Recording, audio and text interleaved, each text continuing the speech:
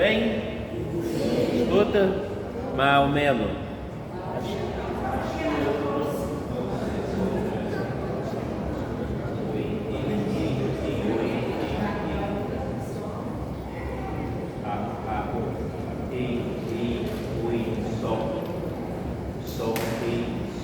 Sol, sol e sol, sol e oi, sol. Bora para baixo, bora para o alto. Boa noite. Tudo bem? Bem, que alegria. Vamos lá para a nossa terceira noite. Então, vamos rezar. Em nome do Pai, do Filho e do Espírito Santo.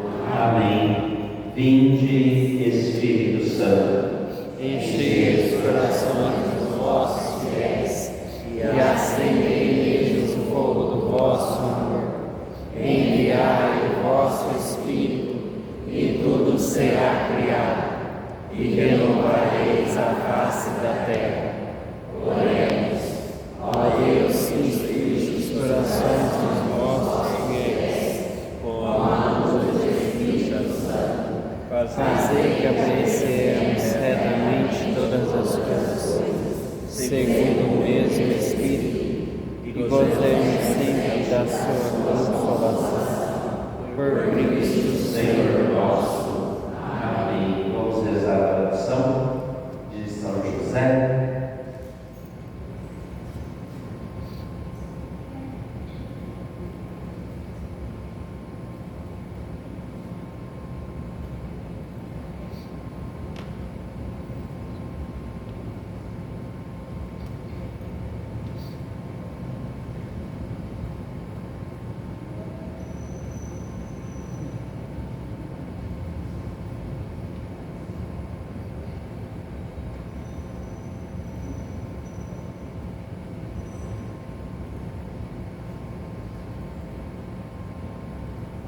A tecnologia, o que faz para a gente?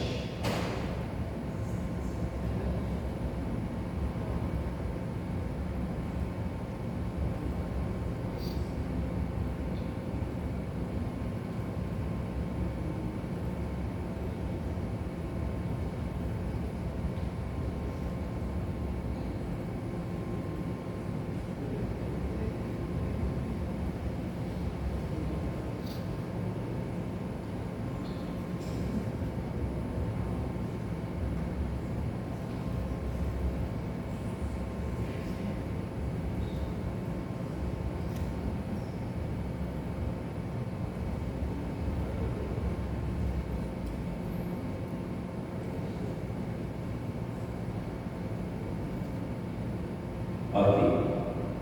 Salve São José, agraciado por Deus, o Senhor é convosco. Bendito sois vós entre os homens, bendito é o fruto do vosso piedoso coração, Jesus. São José, Pai adotivo de Jesus, olhai e cuidai de nós agora e na hora da nossa morte santa. Amém. Em nome do Pai, do Filho e do Espírito Santo. Amém. Falem sentar.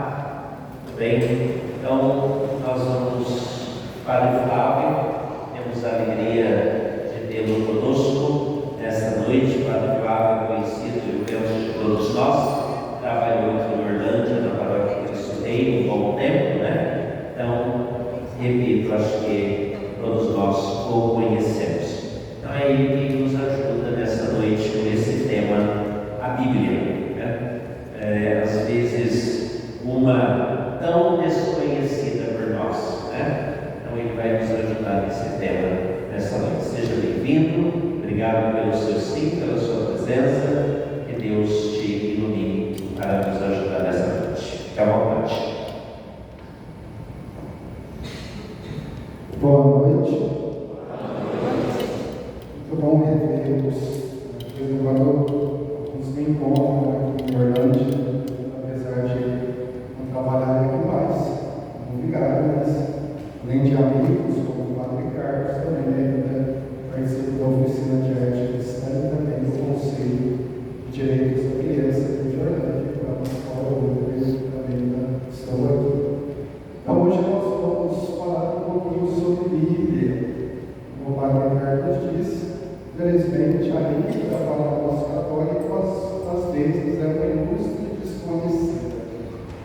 pensa que conhece, é muito bem-vindo, porque a gente lê o livro, lê algumas coisas, escuta na missa, mas às vezes a gente se perde em muita coisa que é própria da Sagrada Escritura. Nós sabemos que a Bíblia está no centro da nossa experiência de fé. Somos chamados, juntamente com os judeus e também com os muçulmanos, como as religiões do livro. E se nós somos a religião do livro, a Sagrada Escritura, a gente precisa, na medida do possível, conhecê-lo. Durante muito tempo, a Bíblia ficou muito longe da mão do nosso povo. Não era um livro reservado aos clérigos, aos monges, e o povo geralmente não tinha muito contato. Depois, com o tempo, sobretudo a partir do Concílio Vaticano II, nós temos essa abertura, essa proximidade da Sagrada Escritura da vida de todos nós. Vem o processo de estar com a Bíblia, nos aprofundar no estudo e na compreensão da Bíblia, é um processo bastante leve. Porque ela é bem mais complexa do que aquilo que a gente geralmente imagina. Questão da língua que foi escrita, questão da interpretação, talvez o lugar que a gente mais patina, porque nela está contido aprofundamentos de tempo, de contexto, de cultura, que é específica. Sobretudo no Antigo Testamento, ele tem algo que é específico, um povo que não é o nosso. Apesar de nós termos essa ligação fraterna com o povo de Israel, mas não é o nosso povo. Mas nós usamos e assumimos como texto sagrado para nós aquilo que é também texto sagrado para eles. Depois, é claro, o Novo Testamento, que já é um texto já mais próximo de nós, porém que diz vinculado ao Antigo Testamento, ele vai perder o seu sentido. Tem alguns estudiosos que vão dizer que o texto do Novo Testamento é uma homilia do Antigo. Então, esta ligação entre Antigo e Novo, precisamos sempre ter, para que então os textos se tornem ainda mais compreensíveis e mais claros para nós. E aí a gente consiga passar a letra, o texto, para a mensagem. Para nós é o que nos sustenta na nossa experiência de fé. Sempre lembro de uma frase de Paulo que nós encontramos em uma de suas cartas. A fé entra pelo ouvido. Sem palavra nós não cremos. Mas, a partir da palavra mal entendida, nós podemos correr o risco de crer errado. Por isso, esses momentos, essas oportunidades que temos de aprofundar no conhecimento da Sagrada Escritura é importante. Então, hoje, o que eu pensei em trazer para vocês? Primeiro, trabalhar alguns conceitos que estão ligados no estudo da Sagrada Escritura. Nós não vamos aqui falar quantas partes são, quantas livros são, como é, isso vocês já sabem. Mas há alguns conceitos que estão ligados à Escritura, como o conceito de inerrância, o conceito de revelação, e que nós entendemos como texto revelado. Depois também algumas coisas sobre interpretação do texto bíblico. Aí, para encerrar, aí eu trouxe 3 ou 4 textos que a gente tenta então explicar de uma forma um pouco mais profunda, a partir de estudos bíblicos que foram feitos. Bom, podem interromper a hora que quiser, sem problema. Sempre digo que o melhor é a gente aprender pouco bem, porque a gente vê muito e aprende pouco. Então, se a gente vê 2 slides e aprender muito bem, está ótimo. Os outros 15 fica por uma outra oportunidade, sem problema nenhum. Então, aqui o primeiro conceito é o conceito de inspiração. Então, eu creio que o que nós encontramos nesse dicionário da Bíblia, que é o texto, uma obra de 4 editoras Isso é bastante denso, mas muito útil para o estudo da Escritura. E ele trabalha esse termo, inspiração. É um termo técnico pelo qual se indica o caráter único da Bíblia. A Bíblia não é igual a nenhum outro livro. Precisa ter isso em conta. Tem apenas um livro que se aproxima um pouco da Escritura, mas que não é igual, que é o Corão. Fora isso, aquilo que nós temos como sagrada Escritura é algo único. Por causa desse conceito nosso de inspiração, que é próprio do texto. Ao contrário de todos os outros livros, para o crente, a Bíblia é ao mesmo tempo humana e divina. E aí, claro, vem o elemento da fé. Como o texto, ele pode ser lido como qualquer outra literatura.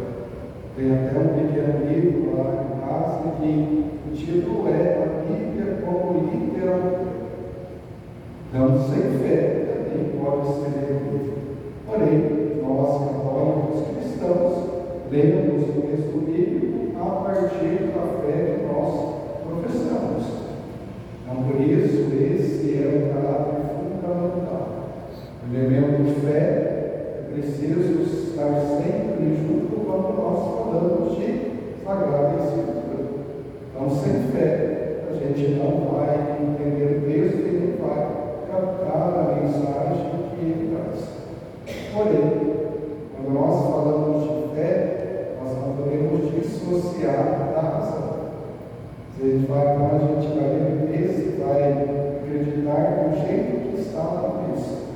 Não. A gente precisa usar também a razão para entender aquilo que, pela fé, nós precisamos assimilar o texto que é proclamado. Como de início, isso nós vamos ver lá no finalzinho, a questão de Adão e Eva, por exemplo. Ler o texto, nós falamos, bom e veio de Adão e Eva. Se a gente olha o texto de uma forma um pouquinho mais detalhada, a gente vai perceber que tem algumas coisas lá que não dá. Então, a gente precisa usar também esse elemento da razão, para que também nós possamos, pela fé, compreender a mensagem que o autor bíblico quer nos transmitir. Depois, juntamente com a questão da inspiração, nós temos esse outro conceito, que é o conceito de inerrância. E que é inerrância? Inerrância é falar que não tem erro, de uma forma muito simples. Então, em relação à Sagrada Escritura, a gente vai falar que a Sagrada Escritura não tem erro. Mas se não tem erro, por que ele tem dois relatos de criação? Se não tem erro, por que tem algumas atitudes de Deus para nós são um pouco estranhos? Deus que escolhe um povo para instalar o seu povo, ele vai exterminar todos os outros. Como é que a gente vai conceber uma coisa dessa? A gente fala de Deus que não erra, ele vai escolher um discípulo que depois vai para ele. Então, diante dessas questões, a gente às vezes acaba ficando um pouco assim com o pé atrás. Olha, está falando que a Bíblia não tem erro, mas e essas coisas?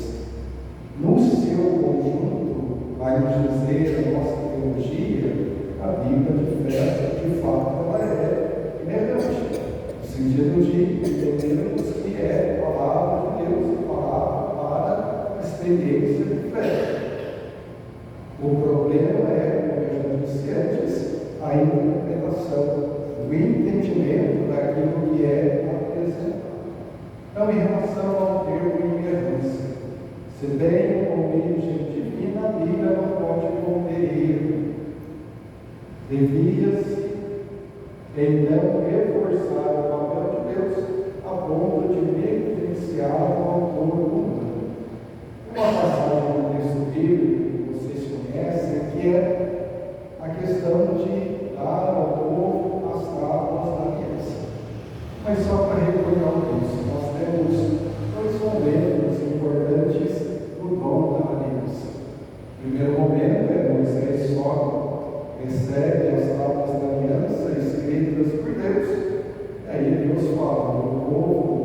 que você está conduzindo pegou, construíram um bezerro de ouro e estão lá adorando o bezerro de ouro.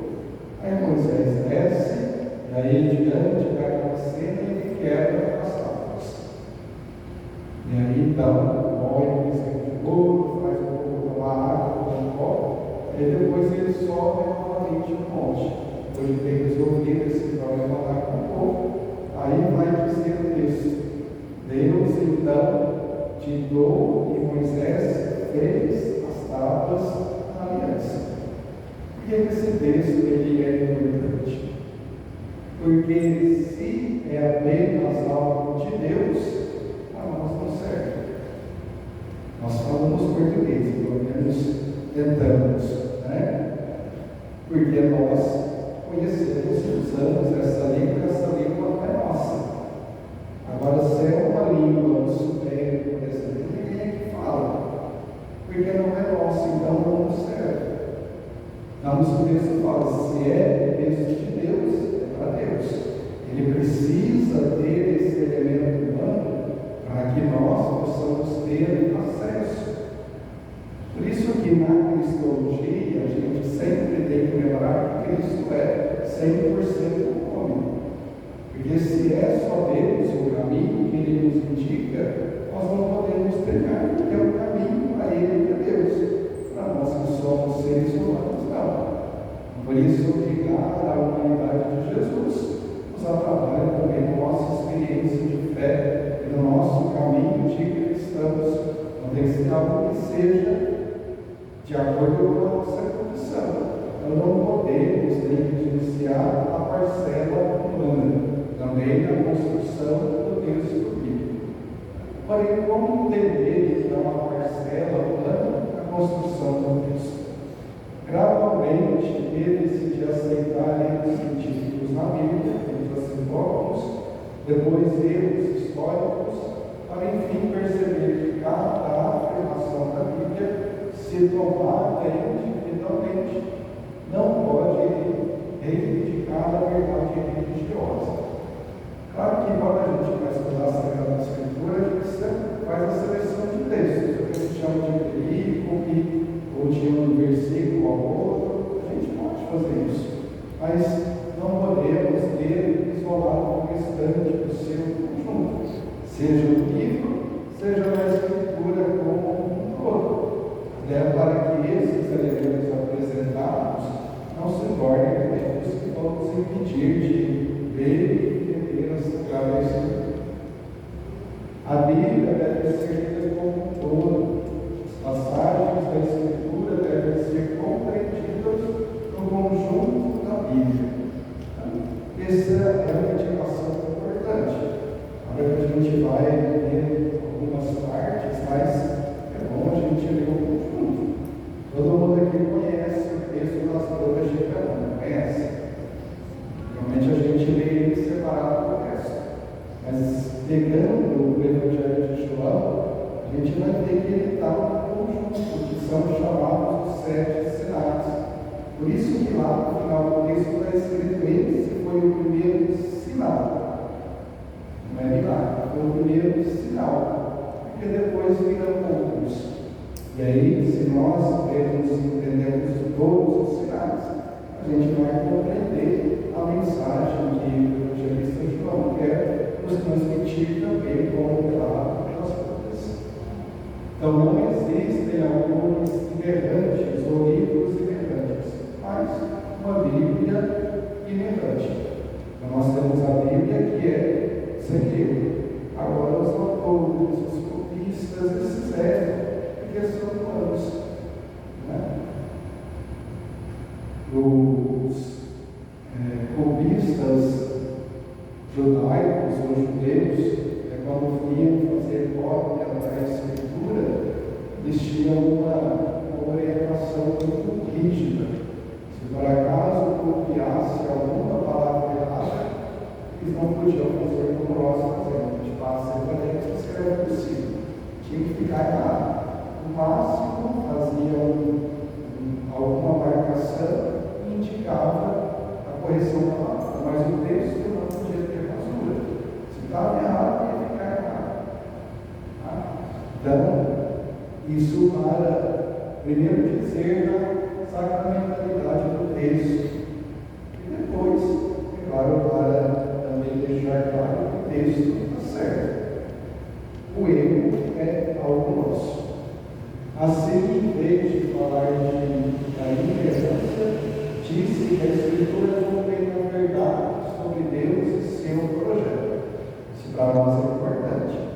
Muito mais do que a gente às vezes ficar observando essas discrepâncias em alguns textos, entender que toda a Bíblia vai trazer a verdade sobre Deus e sobre o projeto de Deus também para a nossa salvação e para a nossa vida.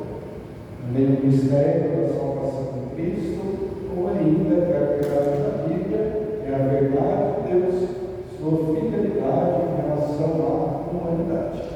Então, essas são algumas questões que para nós são importantes porque nos ajuda a tomar o texto de uma forma mais tranquila. Sobretudo quando aparece alguma coisa que conflita com o outro, a gente lembrar que nós devemos ter o seu conjunto aqui. Eles estão lá daquela maneira por uma razão e por um motivo. E a razão fundamental é a fé do povo de Israel, depois a nossa fé também. Depois aqui eu trago algumas questões, alguns pontos que estão presentes nessa exortação apostólica pós-sinodal, verbo nome, ainda do Santo Padre, Bento XVI, que é sobre a palavra de Deus na vida e missão da igreja.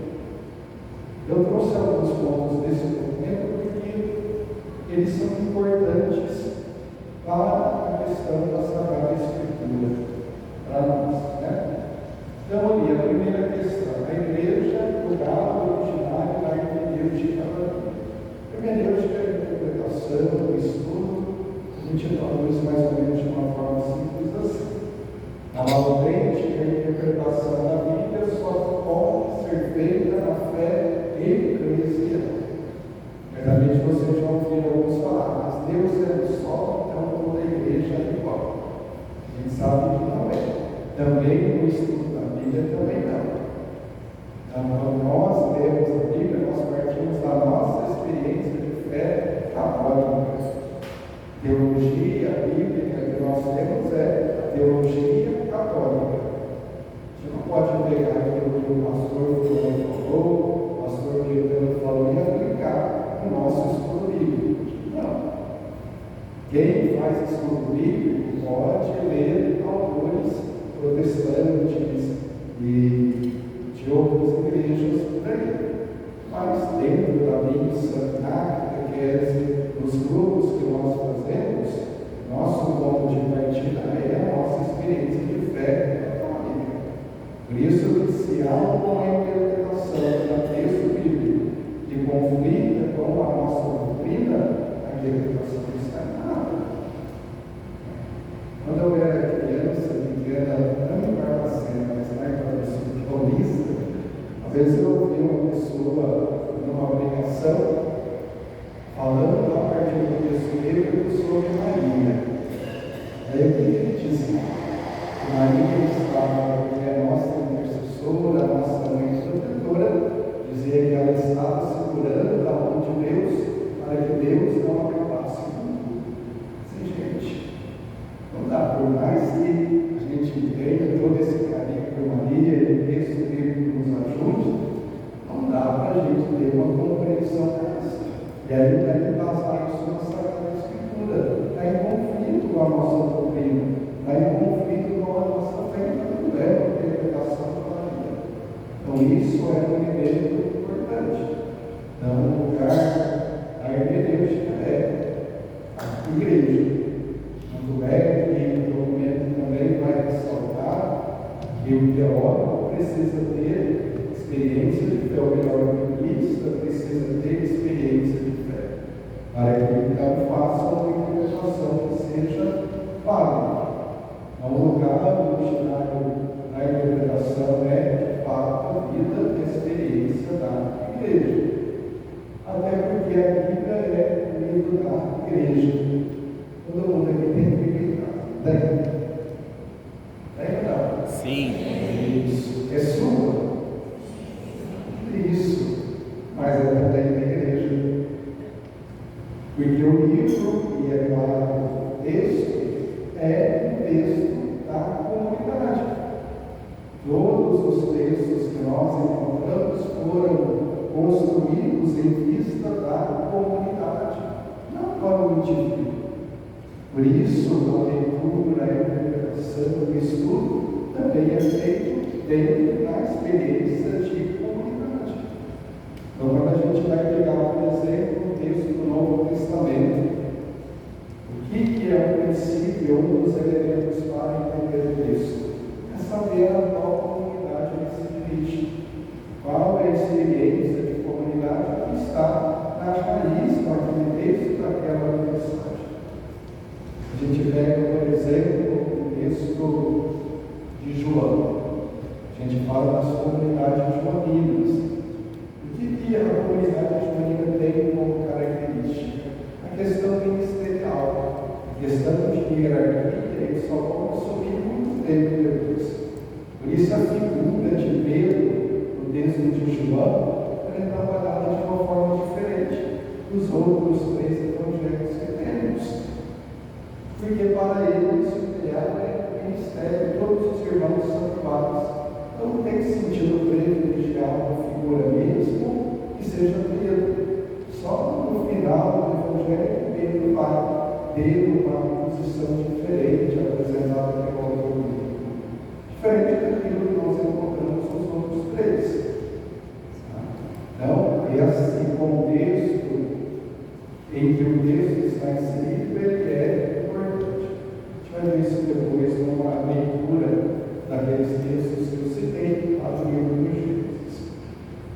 São Jerônimo, que é de um padroeiro bíblico, ele fala que sozinhos nunca poderemos ver a Escritura.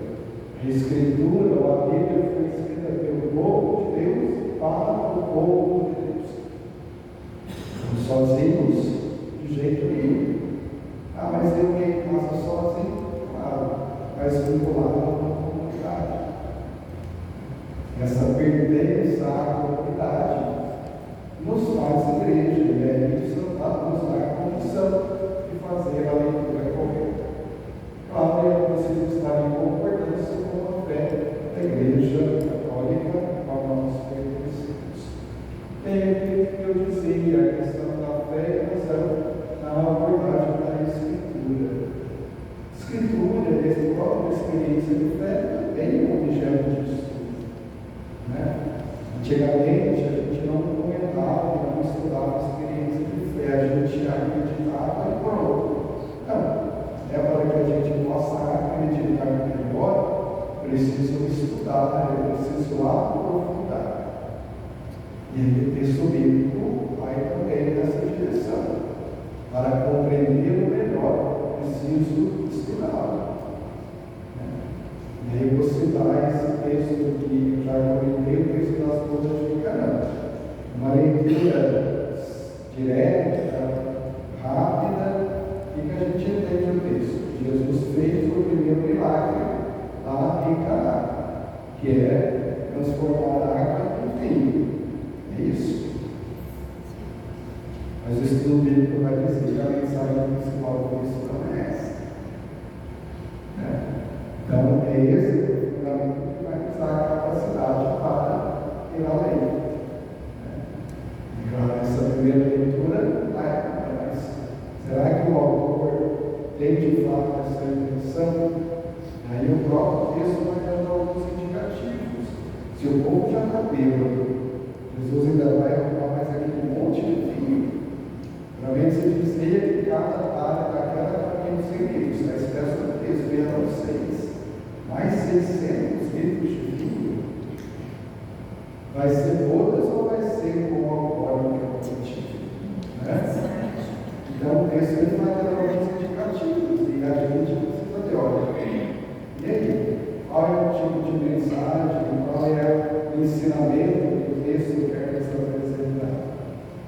Por isso, então, a questão da harmonia entre fé e razão. Harmonia, porque um não pode suplantar o outro.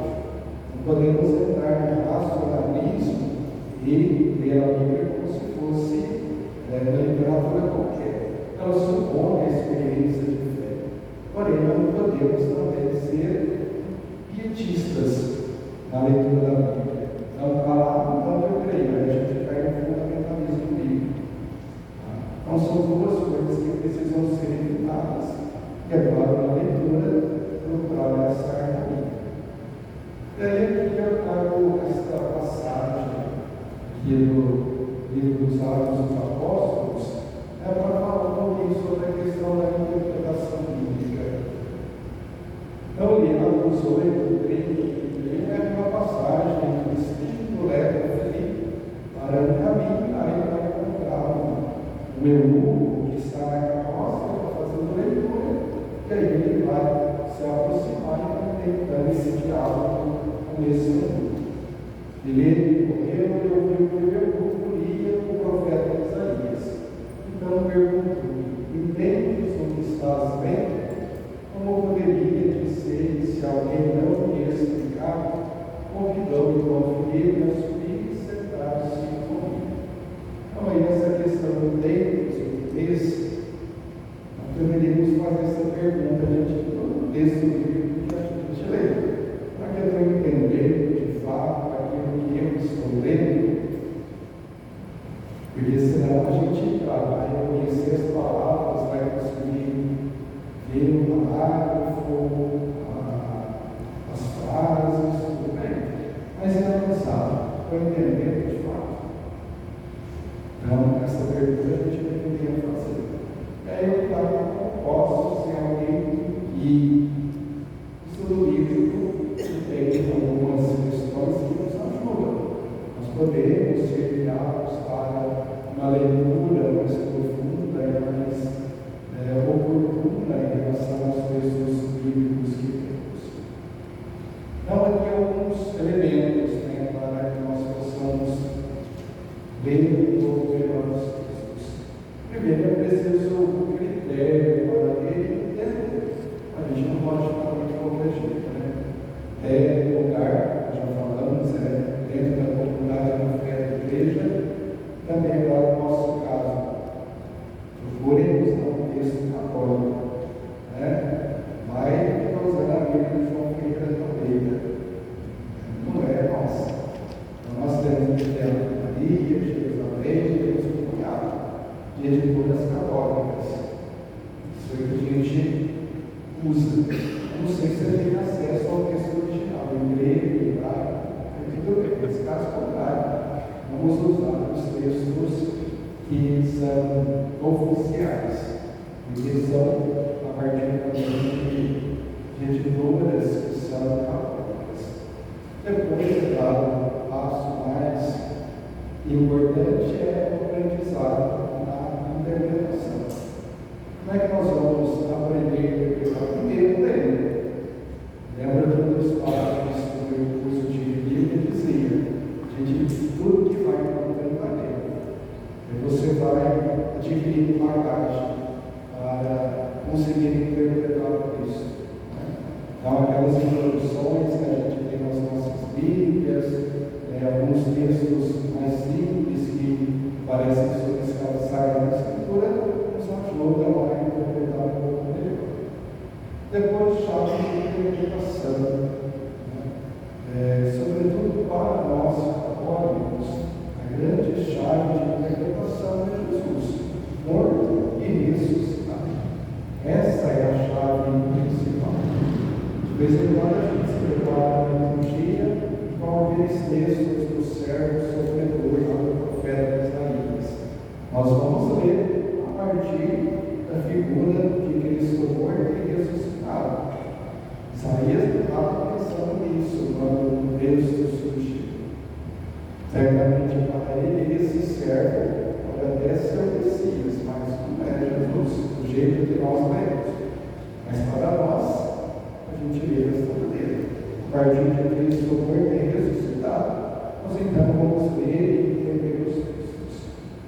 Depois, metodologia, talvez mais uma característica necessários pelo científico dos textos, depois é claro que ferramenta, Hoje caiu um texto, o dicionário, Tudo que a gente quer, a gente vai procurando. a Bíblia, a gente é bom a gente usar o dicionário mesmo. Você compra lá um dicionário bíblico, como aquele que eu escrevi numa referência, porque nem sempre o Google vai saber das coisas, o dicionário também sabe.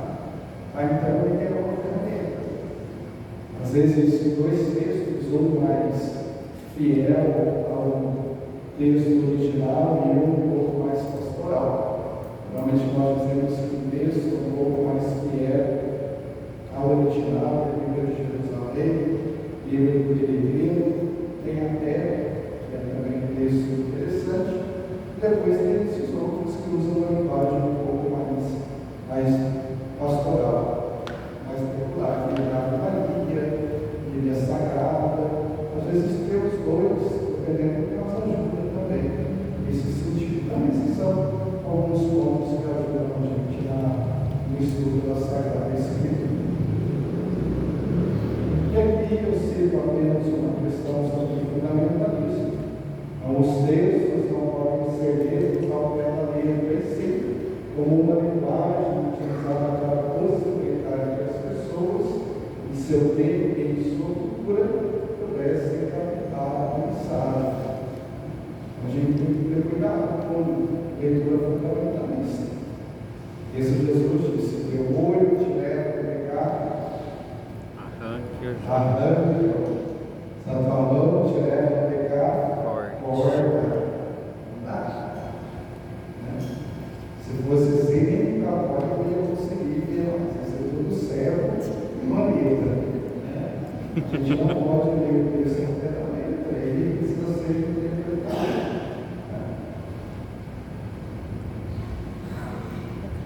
E aqui eu trago algumas questões sobre as leituras, o tipo de leitura que nós podemos fazer no texto bíblico. Então, a variedade de interpretação da Bíblia deriva de vários fatores.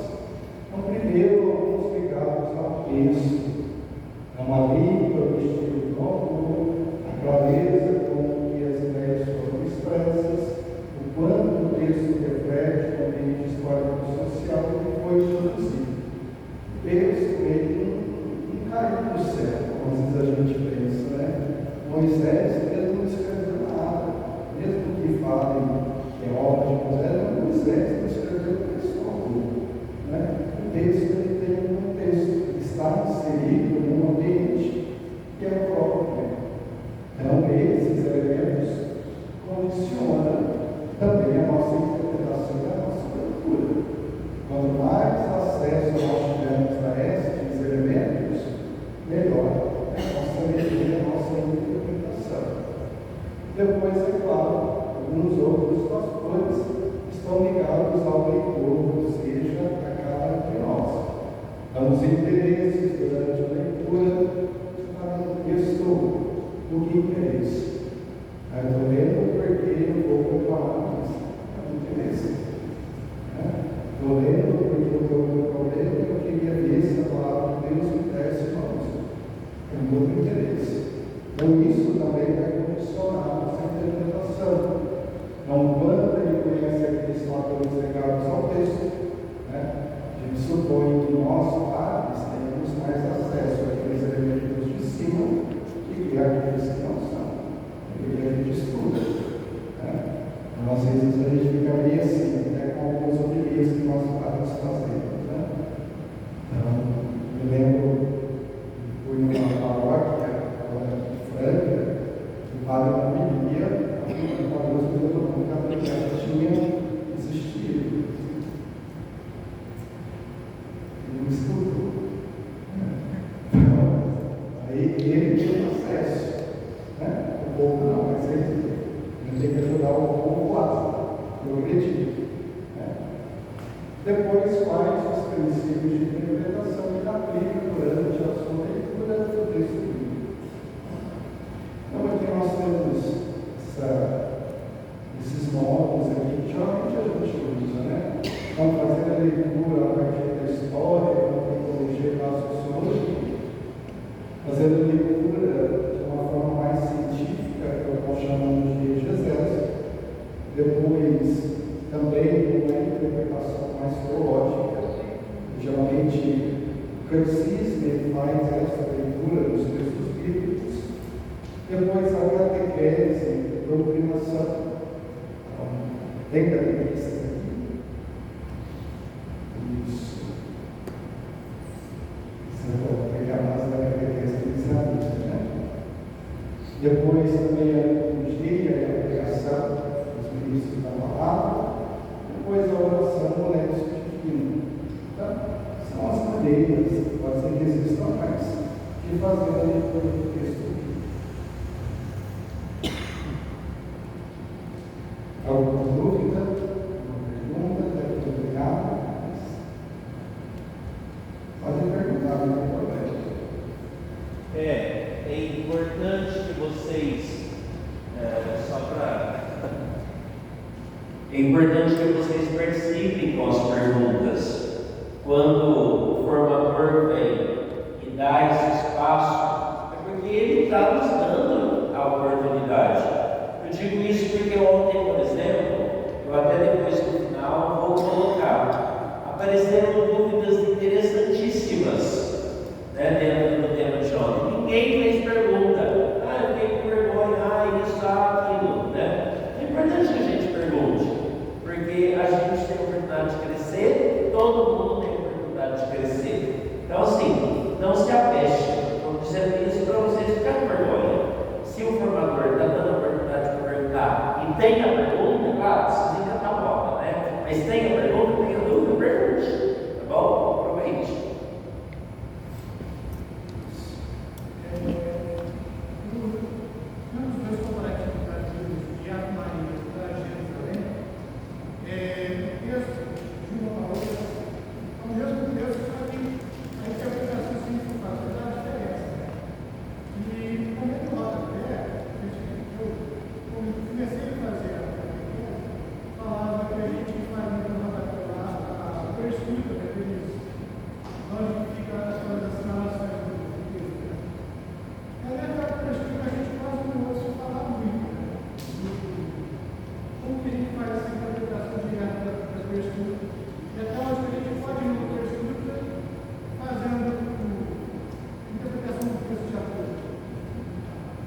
Primeiro, o texto não é questão de interpretação, porque senão a gente vai achar que eles estão inventando, é questão de tradução, é questão de uso de termo. Então, ele pode, em vez de traduzir, por exemplo, bodas, ele fala festa de casamento, porque ele não pode interpretar o texto é aquele lá. Como a nossa língua ela é bastante complexa, português, então nós temos essa possibilidade de usar uma linguagem um pouco mais científica e usar uma linguagem um pouco mais acessível, mas o texto tem que ser aquele, não pode ser mudado. Então, é mais a questão de tradução mesmo. Agora, a questão da persona, ela vai um pouco na linha da questão da Lexo Divina, porque a persona, ela é basicamente uma oração, pode ser feita em grupo, mas ela acaba sendo também uma oração pessoal, porque é você, a partir de alguns elementos que você vai descobrir no texto, aquelas referências que estão na margem, aí você vai lá e lê o texto, mas aí é pessoal, porque aí você vai destacar aquilo que para você é importante. Então é mais uma oração do que necessariamente uma interpretação. É mais uma oração mesmo. Aí você pode ir até onde também o seu tempo for possível. Não tem limite para falar até não extrapolando os limites da nossa doutrina, sem problema.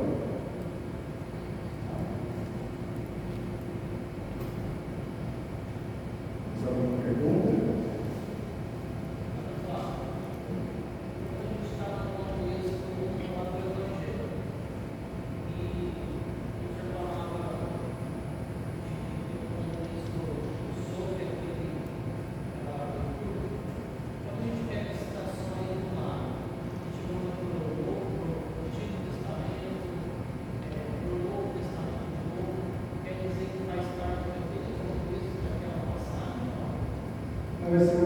Geralmente isso acontece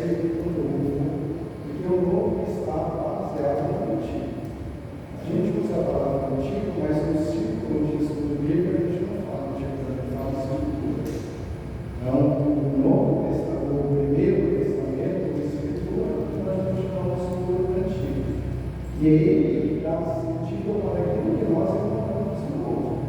A gente pega, por exemplo, o relato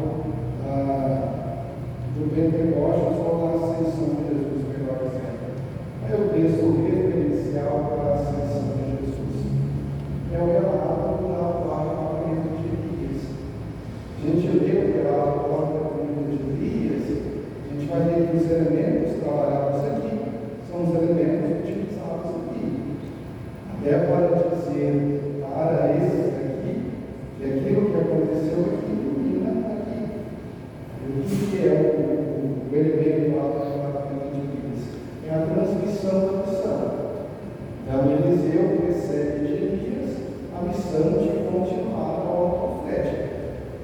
O que acontece? Os discípulos recebem de Jesus a missão de continuar a obra de Jesus. Então, a gente vai entender esse relato da ascensão de Jesus a partir do texto do arrebatamento de Elias. Boa parte dos textos do Novo Testamento tem essa referência no Antigo. Se não são outros textos, são ideias e conceitos. A questão do relato das coisas de Canaã. Bodas, casamento, era a maneira que os profetas no Novo e Antigo Testamento utilizaram para falar da relação de Deus com o povo. Por isso que o povo é chamado de jovem, chamado de abandonada, chamada de prostituta em algumas situações. Porque a referência é essa relação matrimonial. Então, se o povo vai atrás de outros deuses, eles cometeram adultério. Porque o esposo do povo é Deus. E aí, essas referências nos ajudam a compreender o relato das coisas de Canaã. Eu acho que talvez usar uma interpretação de texto talvez ajude a simplificar um pouco isso que eu estou fazendo aqui para vocês.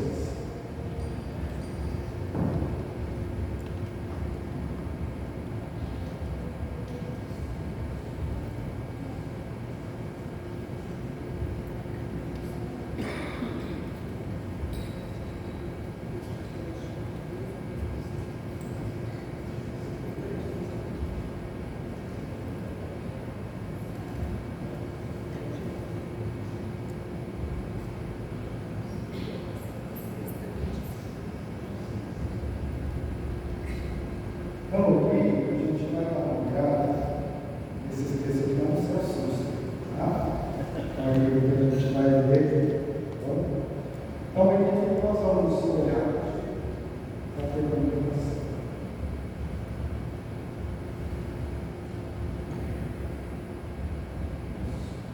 Nós vamos olhar o texto de Gênesis 1, 2, 4, tá? Então, aí o relato da criação. Então, como eu disse, nós temos dois relatos. O relato da criação em 6 dias, e no 7º dia Deus descansa, e o segundo relato é o relato do homem formado do lado e colocado no jardim. São os dois relatos que nós temos lá no início do livro de Gênesis. Então, eu falei, o versículo, depois como modelado, é tirado do céu. Então, o que os textos têm? São de épocas, situações e vão enfrentar problemas diferentes. Uma questão importante do texto bíblico é que eles vêm para responder a uma realidade. Isso é bom a gente ver. Mas a gente talvez consiga ver o relato lá dos discípulos de Emaús. Ele tem uma intenção, que é resolver uma situação, um problema. Então, os textos, eles também têm esse elemento. Então, eles são de épocas diferentes, não vão tentar imaginar que tinha alguém lá no início, quando Deus estava fazendo, e ele foi acordando o que Deus faz. Nada disso. Tá? Situações e também problemas diferentes. Isso em relação a esses dois textos. Então, Não é um relato histórico da origem do mundo e da humanidade. Eu falei, Adão e Eva não existiu. O autor não está querendo desenhar a gente como o mundo surgiu. É uma interpretação que ele está fazendo da dinâmica da vida, das situações da vida, e é claro também para resolver algumas questões importantes do povo desta época. Tá? Então, qual que é o contexto? O exílio da Babilônia. O texto ele está nessa época, em 586 a 400 a.C. É uma obra de sacerdotes, de pessoas ligadas à questão do culto. Qual que é a situação que eles vão enfrentar? Perigo de perder a identidade, a cultura e religião e assumir um ambiente estrangeiro.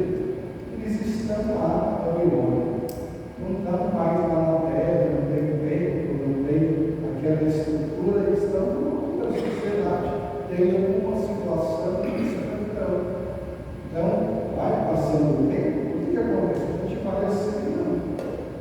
Aquele contexto, aquela realidade que a gente vive. Né? Mas é muito simples. Eu morei aqui durante 13 anos. Depois que eu saí, eu tenho uma série de Orlando. Trabalhei em Orlando. Minha cidade de origem é pouca. Porque a gente vai se assimilando e vai vivendo do mesmo modo que os outros. Né? Então, o perigo é perder essa identidade, sobretudo a questão da sua cultura, principalmente da experiência religiosa. Na Babilônia, os deuses culpados eram outros. Né? E aí, se eles não têm alguns elementos que os identifiquem, eles vão acabar assumindo a religião do povo de lá. Então, também a questão da necessidade de reconstrução. Estão em terra estrangeira, mas continuam sendo povo. Né? Daí o prazer do nosso tempo, uma frase dos filmes da Marvel, né? Não é a terra que faz o povo, é o povo que faz a terra. No sentido de dizer, aonde o povo está aquela realidade. Então não é a questão do lugar, é a questão do povo. Então por isso também reconstrução, reconstruir a sua identidade. Então o objetivo é manter a identidade do povo. E aí como é que o autor vai fazer isso? Primeiro apresentando a criação, um relato, é claro, e esse esquema de semana. Sexto dia, criação do homem. Compreensão do homem, que ela é importante. Então, para quem não tem na catequese, a gente fica falando de Adão e Eva, às vezes passar por isso daqui. O que é o homem diante de toda a criação de Deus? Essa é uma reflexão que o texto está trazendo. Então, o homem, o sexto dia. E o principal é o sétimo dia, o sábado, o dia do descanso. Alguém que já foi para Jerusalém? Estamos juntos aqui. Lá em Jerusalém, nós conseguimos ficar lá no final de semana. Então, na sexta-feira, o comércio de muçulmano não abriu. No sábado, o comércio de judeu não abriu. No domingo, o que eu deveria abrir? Comércio de cristão, mas eles abriram. Então, a questão do dia é importante, é um elemento de identidade com Deus. Isso depois vai refletir lá no Evangelho. Por que Jesus vai ligar por causa do sábado? Porque ele fala o sábado foi feito para o homem, não o homem para o sábado. Então o sábado não é questão de lei, mas é questão de viver, sobretudo, a sua experiência com Deus. E no ambiente de escravidão, se você é escravo, você trabalha todo dia. Ah, mas no sábado eu rezo. Reza trabalhando, se você quiser, você vai trabalhar. Então, esse elemento vai dar a identidade do povo. Então, isso é algo importante desde o pai e tempo para isso. Então, no sábado, nós resguardamos para o culto a Deus. A Deus abençoou o sétimo dia e o santificou, pois nele descansou depois de toda a obra da criação. Assim, a observação do sábado como lei divina se torna aspecto que distingue os judeus dos outros povos. Bem, um elemento importante não foi algo determinado pelo povo. É o próprio Deus que determina o dia. Então, por mais que o opressor queira tirar isso do povo, não vai tirar porque não é algo do próprio povo, é algo que veio de Deus, é uma lei divina.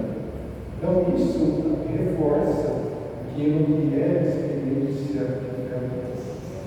Depois a questão do relato que vai dizer que Deus criou tudo, mas consequência disso. Deus criou o supremo universo acima de tudo. No ambiente em que tem outros deuses, nós temos um só, e esse é o único. Todos os outros não são deuses. Vai dizer a mensagem do texto. Depois aqui, como Deus criou tudo, ele vai tirar a divindade da natureza, tudo é criatura, o homem está liberto da submissão religiosa. E aí ele está muito interessante. Na Sagrada Escritura nós temos a normativa de que não pode fazer nenhum tipo de figura para representar Deus. Correto isso? Os deuses dos outros povos são todos representados. Então, no Egito, nós temos lá até o jacaré, temos coiote, que é tudo mais dos deuses. O Babilônia também. Agora, o Deus de Israel não é representado, porque ele fez tudo. E qual que é uma característica de Deus? Deus é eterno, Deus é incriado. Então, se aqueles que eles têm como Deus foram criados, então não são deuses. Então, Deus traz esses elementos aí que vai reforçando a experiência e a identidade do povo. E aí, claro, a religião ela pode servir para oprimir. Então, já que não são válidos os deuses de vocês, então não tem por que a gente ficar submisso a eles. Depois ali a questão da preocupação com a ordem, sobre a exercitabilidade e originalidade do povo. Sexto dia, o ponto alto, o gesto que Deus dirige para a humanidade, para o homem que Deus fez, e a imagem e semelhança de Deus, a representação mais próxima de Deus. Então, esses são elementos que às vezes a gente nem presta atenção no texto, mas que é a mensagem do texto, mas não ficar levantando de criança ou tentando enfiar a cabeça da criança a existência da mulher. Tem vários outros elementos que são mais coerentes com Deus do que isso. Né? E aí, por que dizia da referência do novo como antigo? Lembram daquela passagem que como que Jesus é lícito ou não pagar o imposto a César? Lembram disso? Jesus pede para mostrar a moeda, fala de quem é a face que está aqui? César. Dai a César o que é de César. E dai a Deus o que é de Deus. Quem tem a imagem e semelhança de Deus? O homem, a pessoa humana. Então, a questão da liberdade, que eu, a divindade, não precisa ser devolvida à pessoa humana. Então, esses textos do Antigo Testamento são resultados da tradição daqueles que nós encontramos no Novo. Tranquilo? E é da minha maneira depois que eu saio da porta, não? Eu tenho uma pessoa que a gente conversou um pouco sobre ela, que a igreja mentiu para a gente, não mentiu. A igreja fez aquilo que é possível fazer. Na época em que foi feito. Se eu falasse isso com meu pai e minha mãe, Você vai falar, você está ficando doido, você não acredita. Mas ao nosso tempo nós podemos falar sobre isso e conversar sobre. Depois nós temos aqui então a questão dos discípulos chamados. E aí eu vou fazer uma observação. O que caracteriza um discípulo?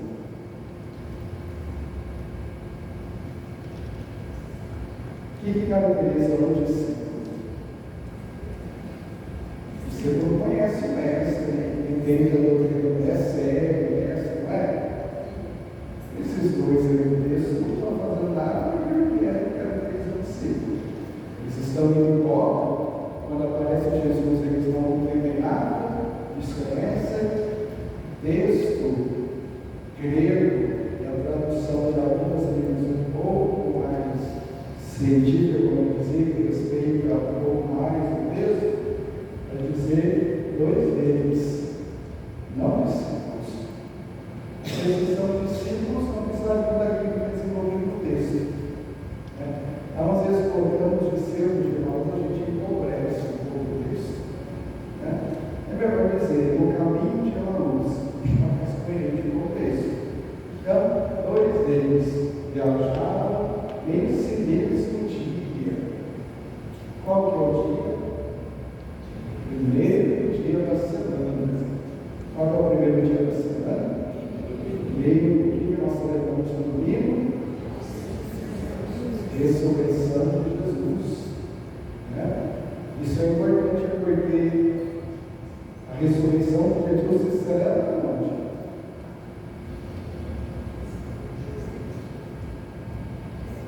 Aonde que Tomé não está? Por isso que ele faz a experiência com o ressuscitado. Na comunidade.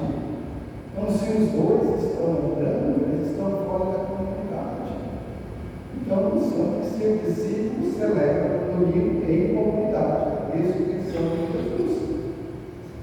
Então, eles não são discípulos, porque eles estão fazendo um pouco do caminho. Então, não diz que são discípulos, eles não são discípulos, eles são dois. Então, quem são esses dois? Porque isso é fundamental para a gente entender a mensagem do texto. No mesmo dia, primeiro dia depois do sábado, a gente já viu, os evangelhos colocaram a ressurreição na passagem do sábado para o primeiro dia da semana, para indicar que então, a ressurreição toda vez do sábado se estende para todo o tempo. Aí até um pouquinho a lógica da gente celebrar as oitavas, Oitava da Páscoa. Porque é grande o mistério, então a gente estende um dia e 8 dias. Então quem são eles? São judeus, não são discípulos. Eles vão se tornar discípulos depois do texto. Ainda não são. Não vão embora, não vão embora na sexta ou no sábado, pois estão no período da lei. O sábado para o judeu já começa como nós fazemos a nossa liturgia dominical. A partir das 5, 6 horas a gente já pode celebrar a liturgia domingo. Os judeus também começam o sábado a partir das 6 horas mais ou menos da sexta. Por isso a pressa de tirar Jesus da cruz às 3 horas. Porque a partir das 6 já não podia, a lei proibia. Até para não se contaminar com o corpo. Por isso que tem que ser naquele horário. A gente vai até o corpo. Então, a lei nos impedia de caminhar no sábado, porque eram judeus. Então, vamos para o primeiro dia, porque se são judeus, não vamos celebrar a Páscoa do domingo. Também se podem andar. Estão livres do entendimento da lei. Assim representam os que não acreditam em Jesus, morto e ressuscitado, sejam testemunhas. Nas concepções judaicas conhecidas não morrem. Mas Jesus morreu, por mais que ele tenha insistido que era Messias, ele quebrou uma das questões fundamentais do judaísmo. Messias não morre. A gente acompanha depois o relato, a gente vai perceber que eles estão com dificuldade de entender isso. Então são dois, porque representam todo o povo ali. A decepção de Jesus foi, nós esperávamos que fosse ele que iria de Israel. Mas foi tudo isso. Faz 3 dias que todas essas coisas aconteceram. Diferente daquele que a gente vê hoje, você vai no hospital, se o fulano morreu, o médico já fala ali, morreu em 5 minutos. Nessa época, a dor era pelo menos depois de 3 dias. Por isso que quando tem o relato lá de Lázaro, já faz mais de 3 dias. Não, ele de fato morreu. Não tem resquício mais de vida. Jesus então prolonga mais a vida, porque prolonga mais um dia para ir para o quarto. O sinal ainda é mais relevância. Então, qual é o objetivo desse texto? Mostrar que Jesus é o redentor e salvador segundo a Escritura. Esse é o foco importante do texto. Porque o que orienta a experiência do judeu? A Escritura. É aquilo que faz conosco hoje, mas é a lei, é a Escritura. A fé deles é a Escritura. Então, Jesus, ou melhor, o relato vai dizer para o judeu. A partir da Escritura, podemos acolher Jesus morto e ressuscitado como Messias. É esse o objetivo do texto. Então, para estes, Jesus está no sepulcro, para os que creem, Jesus está ressuscitado. Para os discípulos, Jesus está ressuscitado, porque eles creem. Para esses, ainda não. Aí a gente já vai entender um pouco a constituição desta comunidade. Muitos são oriundos do judaísmo. Então, esse texto nos ajuda. Aquilo que sempre me orientou na minha caminhada de fé judaica, agora me ajuda também a me orientar e a acolher Jesus como Messias, como Salvador. Então, qual é o método que Jesus, descrito no texto, vai usar? Primeiro, vai querer saber o que ele sabe, vai se fazer de ignorante. Na exposição deles, falaram no túmulo e no sepulcro. O evangelista quer nós saber do túmulo, a fé na ressurreição. Eles falam o relato ali, faz 3 dias que foi para o sepulcro. Estudamos, algumas mulheres falaram alguma coisa, mas ninguém viu nada. Então, entra essa questão que Jesus vai dizer no texto. Insensatos e lentos de coração para crer tudo o que os profetas anunciaram. Porém, a gente entrou na sequência. O primeiro profeta, ele anuncia, porque ele tem essa capacidade de ver a realidade como crítico e também na área da teologia. E aí ele vai anunciar, depois então, a partir de as pessoas vão crer. Jesus faz isso com esses dois que estão no caminho. E aí, então, estes 3 termos resumem o que está na fé do judeu religioso. Profeta, Escritura, anúncio e a fé. Aí, qual que é o desafio? Acreditar no anúncio que a Escritura faz. Mas eles não conheciam o texto? Conheciam o texto. Que faltava para eles era a chave de leitura. Lembra que eu citei isso lá no começo? Precisa usar a chave de leitura para ler o texto. A partir daquela chave de leitura e compreender como, no nosso caso, precisa ser compreendido.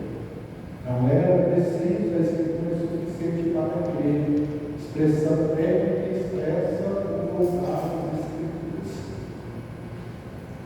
A ideia dos versículos anteriores, do versículo 27, a questão da interpretação. Não precisa da chave para o texto, e da chave que é a morte e a ressurreição de Cristo. medida que eles querem de fato fazer essa passagem.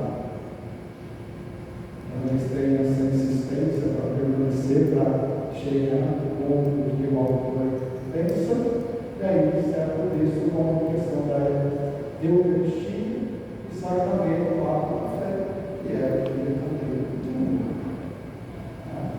Tem uma questão de liturgia, às vezes a gente pensa a missa, centraliza muita questão da Eucaristia, de fato precisa. Porém, no sentido da Eucaristia, de comungar, é fazer esse assentamento, o assentimento na liturgia da local. A gente comunga porque a gente acolheu aquilo que foi anunciado, crendo naquilo que foi anunciado. A gente chancela esse nosso desejo de viver aquele anúncio, celebrando ou comungando o nós realmente fazemos. Por isso que não dá para chegar à missa na hora da alegria, na hora da profissão do bem, na hora da comunhão. Não é errado. Você está comungando o quê? Saber o que está sendo celebrado e é a liturgia da palavra que dá essa pluralidade daquilo que nós vamos nos comunicar.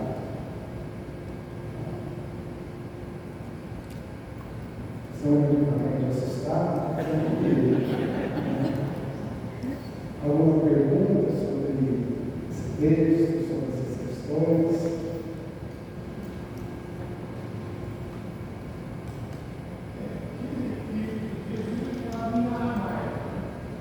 Depois a Bíblia foi escrita em hebreu, hebraico e grego. Nesse contexto, como que faz, como que foi feita essa tradução do grego e hebraico? Qual é o contexto que nós estamos interpretando do canal? Olha, texto original, os primeiros textos, não existem nenhum. Tudo que chegou até nós foram cópias. Esse é o primeiro texto, isso não existe. O que nós temos foram cópias. É o que nós fazemos hoje. Né? Porém, sempre nesta crença, nesta convicção de que a cópia é de acordo com o texto original. Porém, os textos eles têm um processo de construção que é bem amplo. A gente não pode pensar igual. Vai fazer um TCC, por exemplo. Amanhã a gente senta lá, 4, 5 dias, só tem que fazer e aí escreve o texto e fica o seu trabalho no curso. Tem um texto da escritura que demorou 400, 500 anos para ficar na forma que nós conhecemos hoje.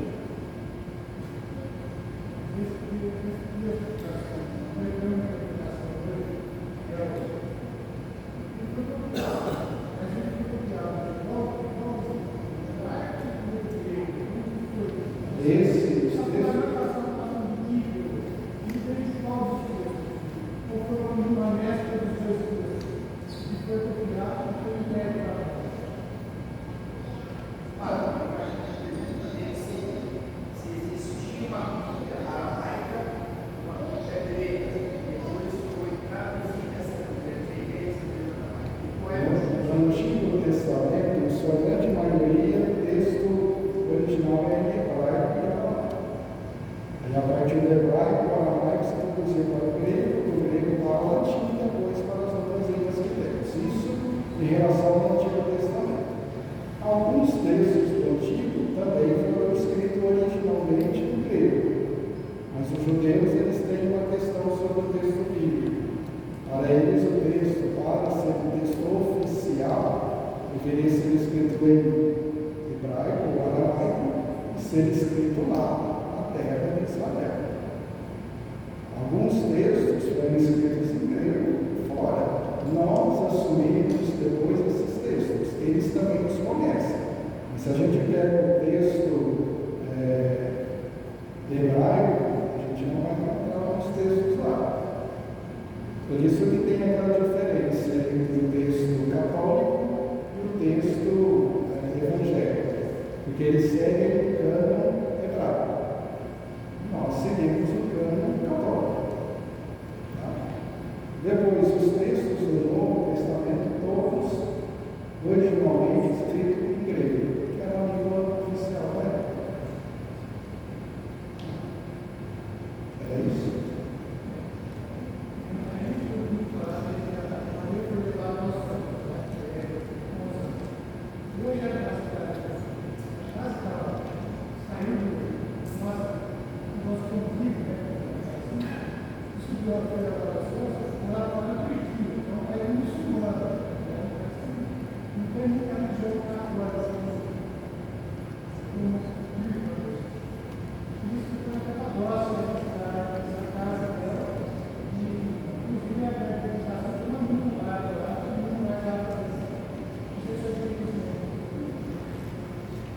Essas questões ligadas à Bíblia, elas, para nós, elas entram na tradição e na teologia. E a Sagrada Escritura, ela não traz esses elementos.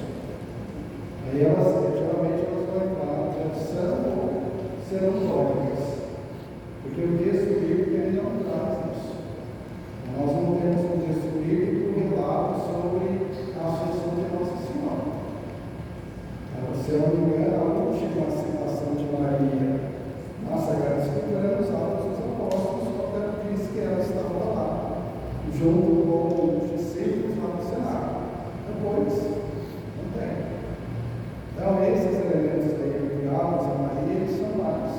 A nossa tradição e alguns dogmas. Né? Alguns textos aí, quando citam mãe, a gente precisa lembrar que, assim como nós falamos sobre a igreja, a mãe de todos nós, a sinagoga é a mãe de todo judeu.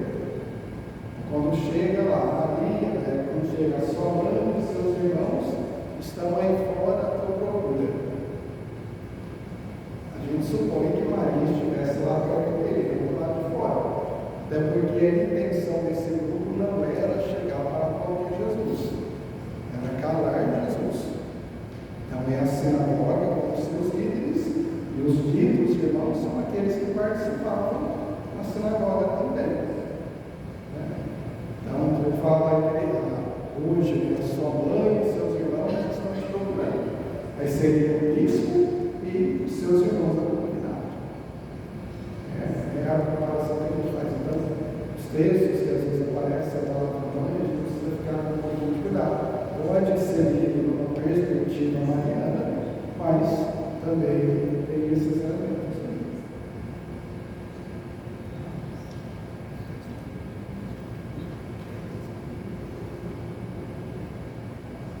Já estamos quase na hora de terminar. Eu, ultimamente, não gosto de passar do horário. Então, vocês também não, né? Porque já é o terceiro dia, né? Você ainda tem mais 2 dias, então vamos para casa descansar.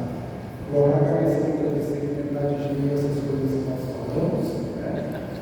E se um dia tiverem muitas dúvidas, eu consigo, eu consigo, né? Depois eu lá no Carlos, a gente pode ajudá-los. Né? Mas penso que vale muito a pena esses contatos também com a Bíblia, sobre esses elementos novos e também que a gente pode descobrir. Às vezes a gente no começo fica assim um pouco assustado, acha que está tratando coisa que não devia, mas é assim que a gente vai aprendendo e vai enriquecendo os nossos conhecimentos. Sempre digo que quanto mais a gente conhece, melhor a gente cria. Até porque o nosso tempo exige de nós respostas pouco mais fundamentadas. Mas eu brinco com alguns, não dá no atendimento de confissões. Acabou de confessar, você fala, é assim, fala Maria. A pessoa quer uma orientação, quer uma palavra, então a gente tem que fazer isso. Então o nosso tempo é aquele mais exigente. As nossas crianças são mais exigentes. E não é qualquer coisa que você vai falar que ela vai para ele. Ela fica com você uma hora que enriquece. Aí você fala que nós vamos já também. Ela fica essa semana inteira na escola, a professora falando para ela sobre a teoria da evolução.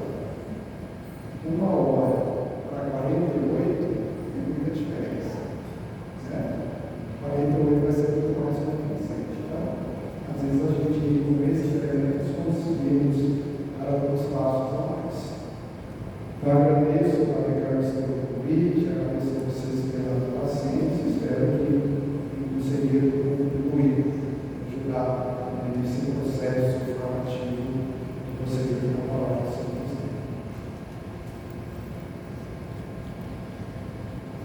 Muito bem, muito bom, né? Para a gente entender, para o Flávio trouxe elementos tão novos, né? Sair daquela, às vezes, quando vai falar de Bíblia, é sempre a mesma coisa, né? Como ele já disse no início.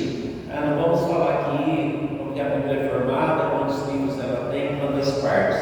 Isso a gente já sabe bem, né? Então trouxe essa novidade, essa dos textos para poder entender um pouco melhor, muito bom. E para a gente entender, sobretudo, a necessidade de interpretar o texto bíblico, né?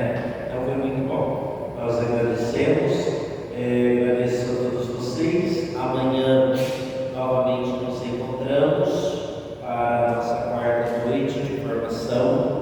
Amanhã o tema é o ano jubilar, né, para o Rogério, que vai nos ajudar nessa reflexão, para o Rogério Rufo, inclusive já é filho de Orlando e já trabalhou nessa paróquia, então ele que vai nos ajudar amanhã com esse tema aí do ano jubilar, né? O que é o ano jubileu aqui, o que a gente pode, deve fazer para viver bem o ano jubilar, o ano jubileu, o jubileu da esperança. Tem missa às 19 e depois da missa a formação, como tem sido todos os dias. Na sexta-feira, conforme combinado, nós vamos rezar a missa de encerramento da semana de formação às 19 horas e depois nós vamos fazer uma confraternização aqui no salão, na última noite, certo? O compromisso nosso da última noite, sexta-feira, é a missa de encerramento. Eu sei que às vezes, de repente, para alguns é apertado o horário, vamos fazer um esforço para a gente celebrar a missa juntos, sexta, sobretudo, encerramento e depois a confraternização. Vamos fazer uma confraternização compartilhada, tá bom? Cada um traz um prato de salgado, nós vamos também entrar com um pouco de salgado e a bebida, ok? Refrigerante e água, a nossa confraternização para sexta-feira, ok? Tá bom?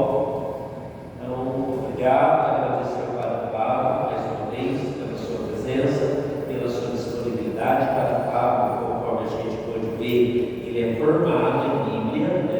Ele dedicou um tempo, e dedica até hoje, como ele falou, a gente tem que estudar sempre, né? Mas ele dedicou um tempo, uma fase da sua vida sacerdotal para ir para fora de Franca, estudar, se dedicar, se debruçar desse tema Bíblia, por isso que é tão sábio, não só nessa área, mas sobretudo nessa área, porque tem que se esquecer dos outros.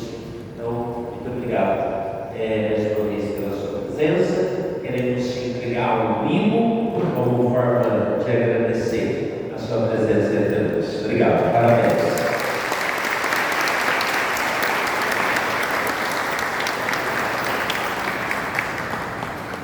Ave Maria, cheia de graça, o Senhor é convosco. Bendita sois vós entre as mulheres, bendito é o fruto do vosso ventre, Jesus. Santa Maria, Mãe de Deus, rogai por nós, pecadores, agora e na hora de nossa morte. Amém. O Senhor esteja convosco. Abençoe-vos o Deus Todo-Poderoso, Pai, Filho e Espírito Santo.